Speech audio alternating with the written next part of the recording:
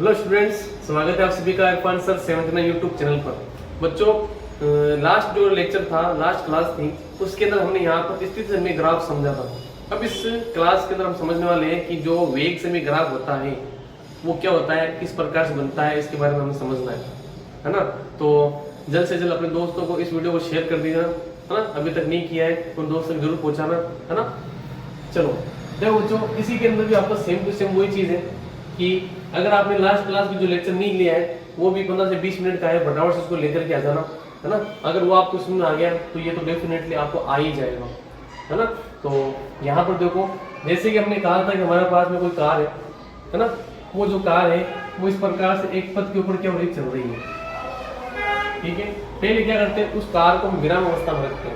चलो भाई, हमारी कार को हमने क्या किया, विराम अवस्था में रखा, ये 0 पर है, ठीक है। इस जगह पर क्या है, जब वस्तु विराम अवस्था में है तो हम देख सकते हैं कि पॉइंट O के ऊपर है और यहाँ से ये 1 metre, 2 metre, 3 metre, 4 metre, 5 metre, 6 metre, 7 metre, ये वाला कोई पाथ है, 8 मीटर, 9 मीटर। हमारी जो कार थी वो यहाँ के ऊपर थी, ये कार यहाँ पर है, ठीक है। अब इसकी जो स्पीड है वो 0 से, यानी वेलोसिटी, ध्यान रखना है हमें कि यहाँ पर जो वेग यानी वेलोसिटी, वेग यानी वेलोसिटी और समय यानी टाइम जो है वो हमें एक्सेलरेशन देता है, यानी त्वरण देता है। अगर वेग में कुछ परिवर्तन हुआ समय के सापेक्ष तो किसका कारण था, वो त्वरण ही था जिसने वेग में परिवर्तन कर दिया, बाकी इसकी कोई हो ही नहीं सकता। मतलब अगर समय के सापेक्ष वेग में परिवर्तन हो रहा है तो उसे हम क्या कहते हैं, त्वरण कहते हैं। क्या कहते हैं, त्वरण कहते हैं। और अगर समय के सापेक्ष वेग में कोई परिवर्तन ही नहीं हो रहा तो उसे हमारा त्वरण 0 रहेगा, सीधी सी बात ही है। क्योंकि देखो यहाँ पर क्या, अगर समय के सापेक्ष वेग में परिवर्तन नहीं हो रहा तो हम क्या करेंगे, पहले सेकंड के लिए 2 मीटर पर सेकंड, दूसरे सेकंड के अंदर 2 मीटर पर सेकंड बटे हुए, मान लो इसमें 2 सेकंड डिस्टेंस, तो यहाँ पर जो 2 सेकंड है वो डिस्टेंस कवर किया होगा तो 0 बटे हुए 2 यानी 0, तो A का मान तो 0 आ रहा है ना। तो अब इसको पहले समझते हैं। जैसे मान लो कि हमारी कार यहाँ से चलना प्रारंभ करती है और कहाँ पहुँचती है, वो यहाँ पर स्पीड मान लेते हैं, इसकी जो स्पीड है वो है 3 मीटर पर सेकंड। क्या है, 3 मीटर पर सेकंड, मतलब हर एक सेकंड में 3 मीटर चलेगी। अब मान लेते हैं कि वो 2 सेकंड चली, कितने सेकंड चली, 2 सेकंड चली, तो कहाँ पहुँच जाएगी, पहले सेकंड के अंदर यहाँ, दूसरे सेकंड के अंदर यहाँ, मतलब 6 पर पहुँच जाएगी यहाँ पर, ठीक है भाई, पहुँच गई कार। 2 सेकंड चलाया 3 मीटर पर सेकंड की स्पीड से, लेकिन पहली स्थिति क्या थी, 0 पर थी। कहाँ पर थी, 0 पर, ठीक है। तो यहाँ पर हमारे पास में हमने देखा इस प्रकार से। अब यहाँ पर हमारे पास में क्या वेलोसिटी है, ध्यान रखना, विस्थापन की वेलोसिटी आएगी इधर, और यहाँ पर समय, जब वस्तु विराम अवस्था में है, यहाँ पर है, यहाँ 1 2 3 4 5 6, यहाँ 7, यहाँ पर ये तो ज्यादा बनेगा, 1 2 3 4 5 6 7 8 और 9, ठीक है। तो अब बेटा यहाँ पर मान लेते हैं कि 1 सेकंड में 3 मीटर, मतलब 1 सेकंड में 3 मीटर यहाँ, दूसरे सेकंड फिर 3 मतलब यहाँ से लेकर यहाँ तक चली गई, ठीक है। तो अभी तो देखो यहाँ पर हमें एक सीधी ढाल प्राप्त हो, 1 सेकंड, ठीक है। तो 100 और 1 मिनट,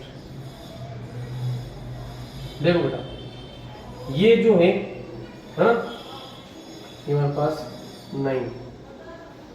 अब देखो बेटा यहाँ पर ये है हमारे पास 1 मीटर पर सेकंड, 2 मीटर पर सेकंड, 3 मीटर पर सेकंड और 4 मीटर पर सेकंड, 5 मीटर पर सेकंड, 6 मीटर पर सेकंड। ये मीटर पर सेकंड का एरिया चल रहा है। अब देखो पहले सेकंड के अंदर क्या स्पीड थी इसकी, पहले सेकंड के अंदर जो स्पीड थी वो थी 3 मीटर पर सेकंड। ठीक है भाई, पहले सेकंड के अंदर 3 मीटर पर सेकंड, पहले सेकंड के अंदर। ठीक है, दूसरे सेकंड के अंदर 3 मीटर, यहाँ पहुंच गई, यहाँ इस जगह पे पहुंच गई, और दूसरे सेकंड के अंदर भी 3 मीटर पर सेकंड यहाँ पहुंच गई। तो मतलब ये अभी भी यहीं पर है, यहां से चली और यहां से आई और यहां से यहां तक, ये ए स्थिति, ये बी स्थिति, मतलब यहां से चल करके पहले एक सेकंड 3 मीटर पर सेकंड की चाल से कवर कर ली, दूसरे सेकंड के अंदर भी ये भी 3 मीटर पर सेकंड की चाल से यहीं पर रुकी हुई है। लेकिन अब इसकी चाल में क्या करना है ना, हमें करना है चेंज। क्या करना है? चेंज करना है। चेंज का मतलब ये कि अगर वस्तु इस प्रकार से यहाँ पर सीधी सरल रेखा मिल रही है तो इसका मतलब ये क्या हुआ कि चाल में ए से लेकर बी तक तो सब कुछ चेंज हुआ ही नहीं। अगर चेंज नहीं हुआ है ना, तो यहाँ पर हमारे पास त्वरण क्या आया, देखो पहले सेकंड 3, दूसरे सेकंड 3, ठीक है, और यहाँ पर कितने सेकंड चली, 2 सेकंड चली, तो 0/2 बराबर 0 आ रहा है, यानी एक्सेलरेशन नहीं है। अगर इस प्रकार से अगर ये लाइन है तो अब यहाँ पर इस जगह ए से बी तक एक्सेलरेशन क्या है, 0 है। क्या है? 0 है। लेकिन अगर मान लो कि वापस ये 3 मीटर पर सेकंड सब चल रही है और यहाँ पर तीसरे सेकंड के अंदर एक्सेलरेशन बढ़ गया है ना, 3 से होकर के 4 हो गया। कितना हो गया? 3 से तीसरे सेकंड में 4 हो गया। तीसरे सेकंड में कितना हो गया? 4 हो गया। तीसरे सेकंड में 4 मीटर पर सेकंड की स्पीड से चल रही है, 4 मीटर पर सेकंड की स्पीड से चल रही है, तो बढ़ गया। चौथे सेकंड के अंदर यहाँ पर कौन सी, चौथे सेकंड के अंदर 5 मीटर पर सेकंड की स्पीड चल रही है, 5 मीटर पर सेकंड की स्पीड से, और पांचवें सेकंड के अंदर फिर 6 मीटर पर सेकंड की स्पीड चल रही है। मतलब इसका इस प्रकार से जो झुकाव दिखेगा, मतलब यहाँ पर कुछ एक्सेलरेशन आया है, यहाँ पर कुछ त्वरण आया है। समझ गए? अब त्वरण किस है? जैसे मान लो कि यहाँ पर इस सेकंड 2 से 3 सेकंड के बीच में, मतलब 1 सेकंड के बीच में कितनी हो गई इसकी स्पीड होगी 3 से 4, 4 - 3 यानी 1/1 यानी 1 मीटर पर सेकंड स्क्वायर। ठीक है, 1 मीटर पर सेकंड स्क्वायर, क्योंकि ये यहाँ पर मीटर पर सेकंड है, ये मीटर पर सेकंड है और नीचे सेकंड और है, तो 1 मीटर पर सेकंड स्क्वायर यहाँ पर इसके अंदर क्या हो रही है? वृद्धि हो रही है। यहाँ पर हर सेकंड के अंदर 1 मीटर पर सेकंड, 4 - 3, ठीक है। यहाँ पर देखो, यहाँ पर 4 - 3, फिर 4 - 5 - 4, 5 - 4 बटे में 1, तो 1/1 बराबर 1 मीटर पर सेकंड, और फिर इधर यहाँ पर 6 - 5 बराबर 1/1 बराबर 1 मीटर पर सेकंड आ गया। तो इसका मतलब ये हुआ कि जो त्वरण है इसका एक समान आ रहा है। इसको लिखेंगे कैसे? देखो यहाँ पर आपको ध्यान रखना है कि अगर समय के साथ में इसकी 0 मीटर पर सेकंड है तो वस्तु क्या है? विराम अवस्था में, ओ स्थिति पर ध्यान रखना है, ओ स्थिति पर, ओ स्थिति पर क्या है? विराम अवस्था में, है ना। पॉइंट नंबर 1, विराम अवस्था में।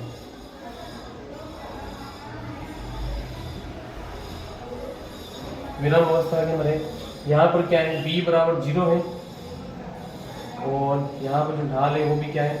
0 है। a तो 0 हो गई होगा, b 0 हो गया, तो है ना। तो अब देखो ध्यान से, यहाँ से a से जो a b स्थिति दिख रही है आपको, सेकंड नंबर स्थिति, a b स्थिति,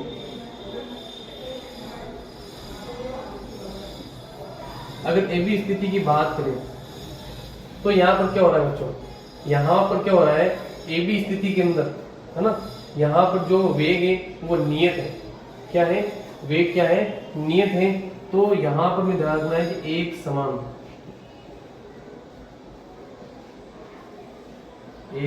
चाल है। एक समान चाल क्यों है? क्योंकि यहाँ पर पहले सेकंड के अंदर कितनी है? 3 मीटर पर सेकंड, दूसरे सेकंड के अंदर 3 मीटर पर सेकंड है, तो v तो यहाँ पर क्या है? नियत यानी कांस्टेंट, इंग्लिश में इसको बोलते हैं कांस्टेंट, ठीक है। और यूनिफॉर्म स्पीड, ध्यान एक समान चाल, यूनिफॉर्म स्पीड है, लेकिन यहाँ पर जो त्वरण लग रहा है, एक्सेलरेशन है, वो यहाँ पर कितना है? 0 है। एक्सेलरेशन क्या है? यहाँ पर 0 है, क्योंकि यहाँ पर चाल में कोई परिवर्तन नहीं हो रहा है। इस बात का आपको ध्यान रखना है। तो अगर इसकी बात करें विराम अवस्था की, तो वस्तु का जो ग्राफ बनेगा विराम अवस्था का वो इस प्रकार से बनेगा कि वस्तु यहीं पर रहेगी, इसी प्रकार से यहीं पर रहेगी। और जो ए बी का बनेगा वो किस प्रकार से बनेगा, वो इस प्रकार से बनेगा यहाँ पर कि यहाँ 2 मीटर या 3 मीटर पर सेकंड में समय के साथ चलती जा रही है। इस स्थिति में ए बराबर तो रहता है 0 और बी यहाँ पर रहता है कांस्टेंट यानी नियत रहता है, कांस्टेंट रहता है। चलो फिर स्थिति नंबर 3 यानी बी से सी तक, बी सी स्थिति की अगर बात करें, बी सी स्थिति की बात करें तो यहाँ पर क्या होगा, एक समान यानी बी सी स्थिति की बात करें तो ये हमारे पास में क्या है, अब चाल एक समान नहीं है, असमान चाल हो गई। क्या हो गई, असमान चाल, असमान चाल हो गई। क्या हो गई, असमान चाल हो गई, असमान चाल क्यों हुई, क्योंकि देखो बच्चों यहाँ पर 3 से 4 सेकंड के बीच में इसकी स्पीड कितनी, 3 से 4 सेकंड के बीच में यहाँ बढ़ गई, कितनी बढ़ गई, 4 मीटर पर सेकंड हो गई। अगली स्थिति 4 से 5 के बीच में कितने, 5 मीटर पर सेकंड हो गई। फिर 5 से 6 के बीच में 6 मीटर पर सेकंड हो गई। तो यहाँ पर जो इसकी वेलोसिटी वो चेंज हो रही है ना, तो यहाँ पर क्या हो गया, अनियत है ना, तो परिवर्तित हो रहा है, नियत नहीं है ना, असमान है,